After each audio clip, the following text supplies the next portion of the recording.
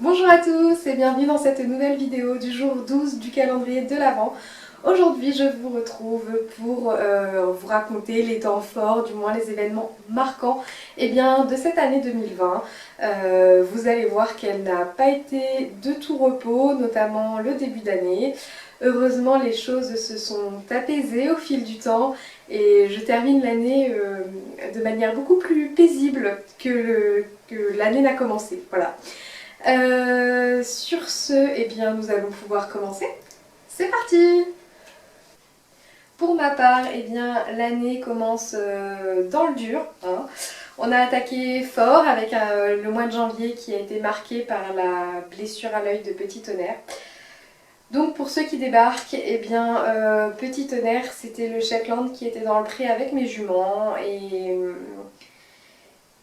et qu'en fait Flicka ne pouvait pas blairer, voilà, parce que Petit Tonnerre était entier quand il est arrivé à la maison et que malgré que je l'ai fait castrer un mois après qu'il soit arrivé, il avait encore un petit peu ce caractère d'entier, ce qui est tout à fait normal. Et le problème c'est qu'il était littéralement fou amoureux de Flicka, il la suivait partout, il lui courait après, il lui mordillait les cuisses, les jarrets, etc. Et Flicka, ça l'a amusé 5 minutes, mais pas plus, voilà. Et elle a prévenu plusieurs fois, hein, voilà. Quand Flicka en a marre, elle tape. Elle tape dans le vide, elle a le postérieur assez facile quand elle est agacée. Moi, je l'ai vue plusieurs fois prévenir, coucher les oreilles, montrer les dents, voilà, vraiment lui faire comprendre qu'elle en avait marre, mais le petit était tenace. Et voilà, il y a un jour, ou plutôt une nuit, où ça s'est mal fini, hein. Il a pris un coup dans la tête, un coup dans l'œil. Et alors je saurais pas vous dire exactement comment ça s'est passé parce que je n'étais pas là, c'était en pleine nuit, malgré que j'y étais la veille à 20h parce que j'avais fini tard ce soir-là, et ils étaient tous les trois dans le pré, tout allait bien, ils étaient tous ensemble. Et le lendemain matin, quand j'y suis allée, et je sais même pas pourquoi j'y suis allée, je sais pas si de mémoire j'avais rien à faire auprès. Alors peut-être que je l'avais senti, je sais pas, mais heureusement que j'y suis allée. Et là ça a été compliqué parce que quand je suis arrivée, Flicka était à l'écart, elle était toute seule et puis elle venait pas me voir. Et Kaline et Petit Tonnerre étaient au fond du champ. Et en fait, Kaline cachait Petit Tonnerre, elle le protégeait.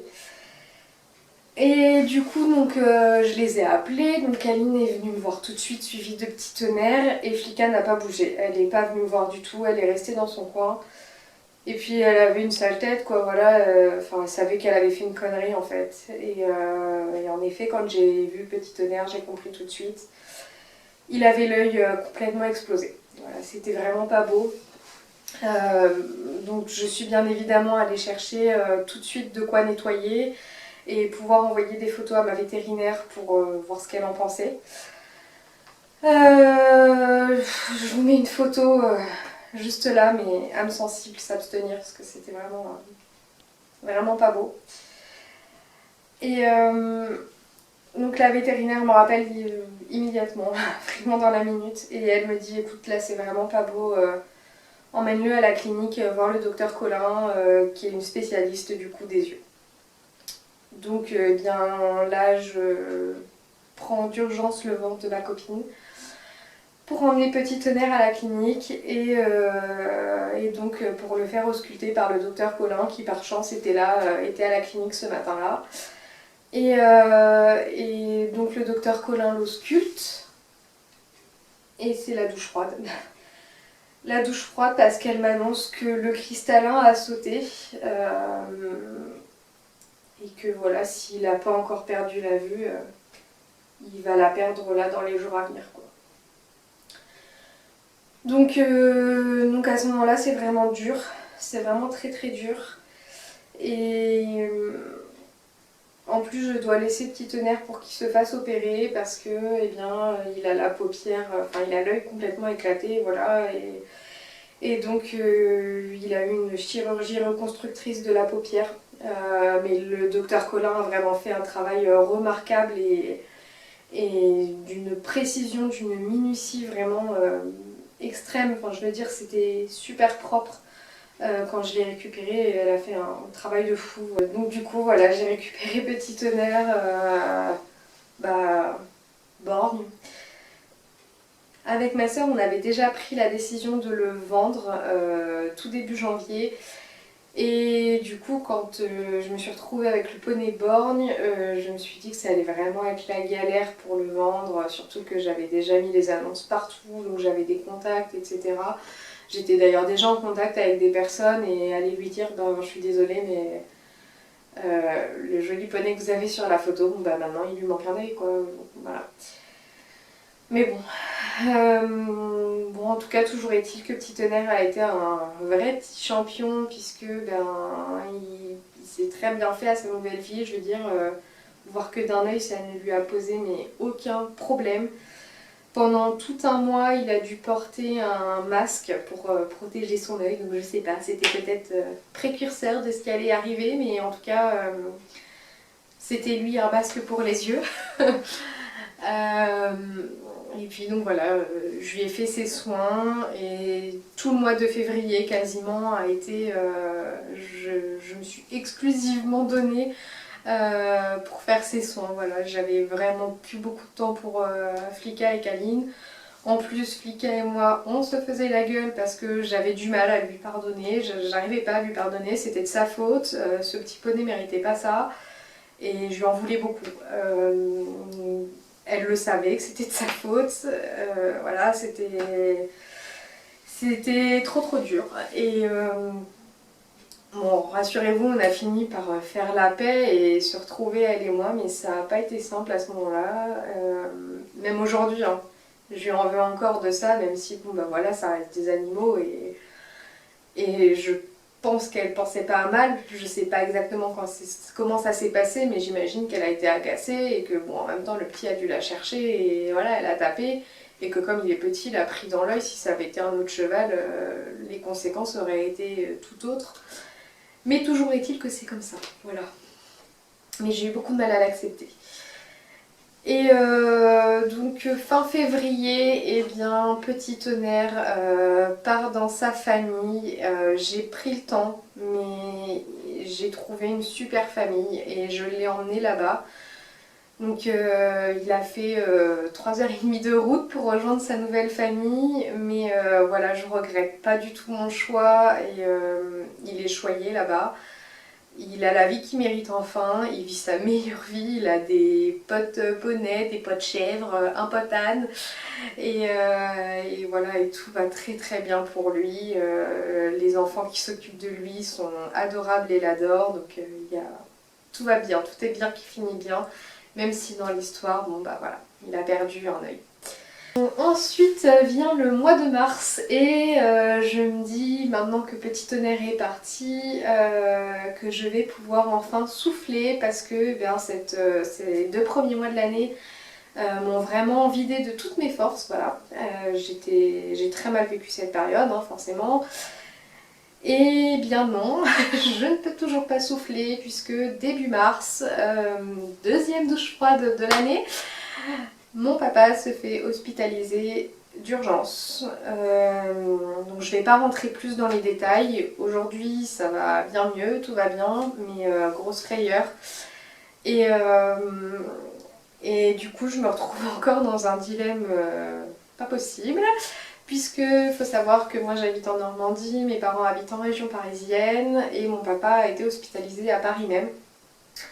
Et du coup, moi je suis rentrée évidemment sur la région parisienne bien pour voir mon père et puis pour pouvoir être présente et aider ma mère et ma soeur. Et outre le fait que ce soit déjà compliqué d'avoir un proche qui est hospitalisé, eh bien le coronavirus s'est invité dans nos vies et dans notre quotidien.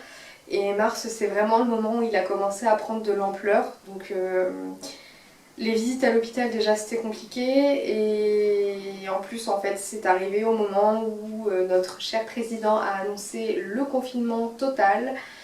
Et moi j'étais à Paris à ce moment-là. Je savais pas quoi faire. En un sens, j'avais envie forcément de rester avec mes proches pour être avec mon père, ma mère et ma sœur. Et de l'autre côté, eh bien, j'avais mes petites juments qui m'attendaient en Normandie et qui ne peuvent pas non plus se débrouiller pendant X temps sans moi, même si elles n'étaient pas du tout abandonnées, hein. Le propriétaire du pré où je suis allait tous les jours pour nourrir Fika et pour checker que tout allait bien. Donc voilà, j'ai eu des nouvelles et tout allait bien pour elle, rassurez-vous, mais moi ça me plaisait pas de savoir que quelqu'un d'autre allait s'occuper de mes chevaux. C'est pas que j'ai pas confiance, mais c'est qu'on était en pleine période hivernale encore, et après l'hiver absolument humide et affreux que l'on avait eu, le champ c'était un bain de boue monstre, et donc envoyer les gens nourrir mes chevaux quand je sais qu'il faut enfiler les bottes et que même qu'avec les bottes on glisse, on s'en fout partout, enfin à un moment donné il n'y a rien d'agréable. Et voilà, ça me gênait vraiment de demander à quelqu'un de s'en occuper pendant très longtemps. Donc lorsque notre cher président a annoncé le confinement, eh bien en accord avec tout le monde, avec ma famille évidemment, j'ai pris la décision de rentrer en Normandie. Je suis rentrée le jour même, le premier jour du confinement. Et bien évidemment, je suis aussi rentrée parce que mon père, ça commençait à aller mieux, sinon je serais restée là-bas forcément. Mais voilà, du coup, bien, je rentre en Normandie pour le confinement. À ce moment-là, on ne savait pas que ça allait durer 3 mois, mais en tout cas, moi au début, je l'ai assez mal vécu forcément. Me retrouver toute seule et en sachant que la situation du côté de mes parents était un petit peu délicate, ça n'a pas été simple, mais bon, tout a fini par rentrer dans l'ordre. Et je me suis juste retrouvée toute seule avec mes juments, voilà. Et là encore, bon ben, j'ai eu de la chance parce que, en un sens, voilà, on est confinés, mais je pouvais aller voir mes chevaux tous les jours. Certains vont me dire, mais du coup, tu as eu vraiment de la chance. Oui, certes, je suis assez reconnaissante et chanceuse pour ça.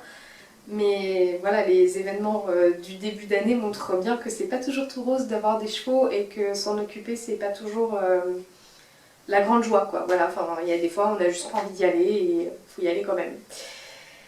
Voilà pour ce petit chapitre, pour le premier trimestre, on va dire. Vient ensuite bien le mois d'avril et nous sommes toujours confinés, hein. Sauf que il commence à faire assez beau, les journées sont vraiment belles et on a de la chance de pouvoir se mettre sur les balcons. Moi j'ai la chance d'aller voir mes juments tous les jours, et du coup avril c'est le moment où je commence vraiment à me remettre dans le travail avec Camille, puisque depuis son arrivée et avec tout ce qui s'était passé avec Petit Tonnerre, eh bien, elle n'avait pas fait grand chose, la petite cocotte. Donc du coup, avril, c'est vraiment le moment où j'ai tout repris de A à Z avec elle. On a repris les bases depuis le début. Ça n'a pas été facile. Il y a eu des moments, beaucoup de moments de doute et beaucoup de fois où j'ai pleuré. À un moment donné, j'étais complètement découragée. Je me disais que j'allais jamais arriver à rien avec cette jument. Et puis non, en fait, petit à petit, les choses se sont mises en place. Donc le mois de mai, pareil, j'ai beaucoup continué à la travailler à pied, à avancer dans le pré-débourrage, si on peut dire. Voilà, elle commençait à être vraiment à l'aise avec une selle sur le dos, le filet, etc. Et puis mai, du coup, c'est le moment où aussi on a eu le déconfinement, et donc c'est le moment où j'ai pu retrouver avec grand plaisir les joies des balades à pied sur les chemins. Et ça a fait du bien aussi à mes juments de retrouver un autre environnement que leur pré, je vous cache pas. Le mois de juin ensuite, c'est le débourrage de Caline, où Pascal nous a gracieusement aidés dans cette étape. Et tout le mois de juin était vraiment réservé à ça. J'emmenais Caline 2 à 3 fois par semaine, selon les semaines en fait. Donc chez Pascal pour ces petites séances de débourrage. Là encore, hein, de gros moments de doute, des moments où j'allais me dire bon je la débourre et puis je la revends parce que ça va pas, on va pas s'en sortir, on n'est pas faites, on n'est pas compatibles. Euh, et voilà, et du coup, ben, fin juin, on fait notre première balade ensemble, toutes les deux, alors que elle sortait à peine du débourrage. Enfin voilà, c'était un grand moment d'émotion pour moi. Et en plus, on aurait dit qu'elle avait fait ça toute sa vie.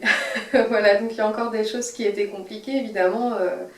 Kaline, en fait, ce qui l'inquiète, c'est le passage de la jambe par-dessus son dos. Et bon, aujourd'hui, ça va beaucoup mieux, mais la première balade, j'ai fait très attention du coup, parce que au début, je pouvais pas écarter les bras, je pouvais pas trop bouger encore sur son dos, et voilà. Du côté de Fika, eh bien, tout allait bien, voilà, elle vivait sa petite vie tranquillement. Moi j'avais un peu de mal aussi parce que j'avais l'impression de me focaliser sur Kaline, puisque j'étais très prise par son débourrage et par toute son éducation. Et j'avais l'impression de délaisser un peu Flika et j'avais peur qu'elle m'en veuille et pas du tout en fait. Bon, j'arrivais quand même à avoir des moments où je m'occupais que d'elle, où voilà, je lui faisais des petits massages, je la brossais, etc. évidemment, mais voilà, j'ai vraiment essayé de prendre du temps pour juste elle et moi et pas qu'elle se sente complètement abandonnée, que maintenant que la petite était là, voilà, c'était terminé entre elle et moi, pas du tout. Et mais bon, mentalement, j'ai eu un peu de mal aussi avec cette étape, jusqu'à ce qu'on trouve le rythme à 3. Voilà, après du coup, eh bien, le mois de juillet, c'était le mois de mes vacances, donc c'était vraiment trop cool d'ailleurs. J'ai rien fait de particulier, du coup les chevaux étaient en vacances, il faisait chaud aussi, donc c'était tranquille quoi, j'allais les doucher, elles restaient à l'ombre, elles mangeaient de l'herbe, on faisait des petites balades à pied toutes les trois. Kaline a fait quelques balades mais sans plus, voilà, enfin bon bref, la vie continue quoi. Le mois d'août, eh bien c'est pareil, c'était assez soft et assez cool, en tout cas pour les chevaux. Parce que moi au niveau du travail, du coup c'était la reprise du travail et bah, du coup forcément ça a été un peu plus intense. Mais bon, tout allait bien. Je crois que le mois d'août c'est la première fois avec Kaline et ma copine qu'on a pu partir en mode rando avec les sacoches sur le dos pour aller chercher du pommeau, du camembert et du cidre chez le fermier à quelques kilomètres à côté. Donc c'était vraiment un chouette moment. Voilà pour le mois d'août, sinon rien de particulier je crois. Ensuite vient le mois de septembre et septembre, eh bien c'est les travaux chez nous. Puisque mon papa est venu m'aider pour transformer le simple abri de pâture de jument en véritable palace 5 étoiles. Voilà. En fait, l'abri était... bon, il a l'avantage d'être là, hein, il était existant, il était déjà très bien, mais je voulais le rendre plus confortable pour l'hiver à venir et notamment pour Fika qui, si elle a besoin de reprendre des forces, je sais que je peux la mettre au chaud et qu'elle aura tout le confort nécessaire si besoin. Après le mois d'octobre, eh bien voilà, pas de nouvelles particulières non plus. Si, le mois d'octobre il y a eu la Gazette, c'était le lancement de la Gazette Cavale Nature, donc c'était, bah, ça me tenait à cœur, voilà, c'est quelque chose que j'aime bien faire. Et du coup j'ai été super contente de pouvoir lancer ça. Voilà, et ben sinon aussi le mois d'octobre c'est le confinement, le deuxième confinement, le confinement 2.0. Donc celui-là un peu moins sympa que le premier, n'est-ce pas, puisque ben, on est confiné du coup donc pour le mois de novembre et il fait gris, il fait humide et c'est beaucoup moins agréable qu'au mois d'avril quand il faisait beau et chaud. Donc voilà, mais bon, c'est comme ça, je pense que c'était nécessaire et c'est nécessaire eh bien, pour freiner la circulation du coronavirus. Même si c'est pas facile, voilà, je vous cache pas, moi aussi, alors, je suis toute seule chez moi. Et puis là, la différence du premier confinement, c'est que Tout ce qui n'est pas télétravaillable eh bien, peut être continué d'exercer, donc c'est mon cas. La totalité de mes tâches ne sont pas télétravaillables. Et du coup on a juste l'impression d'être bon à aller travailler et puis à rentrer chez soi quoi. Donc c'est pas très fun mais c'est comme ça. Donc voilà, le mois de novembre après du coup n'a pas été très folichon avec ce petit confinement, il n'y a rien eu de spécial. C'est juste, voilà, hormis le Dextre peut-être avec le premier Dextre de Kaline, dont vous avez vu la vidéo il y a peu de temps là. Mais sinon, voilà, vraiment rien de particulier. Et enfin, nous voilà au mois de décembre. Et décembre, eh bien c'est le mois où j'ai décidé de vous faire les vlogmas. Donc avec une vidéo par jour pendant 24 jours. Et aujourd'hui je me dis mais pourquoi j'ai eu cette idée, pourquoi je me suis lancé ce défi, parce que je ne vous cache pas que c'est pas facile. J'admire vraiment toutes les personnes qui font une vidéo par jour, qui vloguent tous les jours, tous les mois de l'année et tous les jours de l'année. Clairement c'est quelque chose que je ne pourrais pas faire parce que non seulement je ne suis pas à l'aise devant la caméra, je préfère largement vous partager des balades, des randos, etc. Et aussi parce qu'il faut trouver de quoi raconter, hein. Et puis c'est du boulot quand même de filmer, faire les miniatures, exporter, enfin faire le montage, exporter sur YouTube, c'est vraiment du boulot. Donc chapeau à toutes celles et ceux qui le font tout au long de l'année. Mais pour l'instant, moi je tiens le coup, vous avez jusqu'à présent une vidéo par jour, c'est pas toujours très intéressant, je vous l'accorde, mais voilà, j'espère que ça vous plaît quand même. Et puis du coup, je pense que c'est une belle manière de clôturer cette vidéo. Moi j'apprécie vraiment cette fin d'année beaucoup plus paisible et agréable que l'année 2020 de la manière dont elle a commencé pour ma part. Donc j'espère qu'il n'y aura pas de mauvaises nouvelles dans les jours à venir, que ça ne me fera pas mentir. Mais voilà, pour l'instant le mois de décembre se déroule très bien, donc pourvu que ça dure. Et sur ce, eh bien, je vous fais de gros bisous et je vous dis à demain pour la prochaine vidéo. Ciao!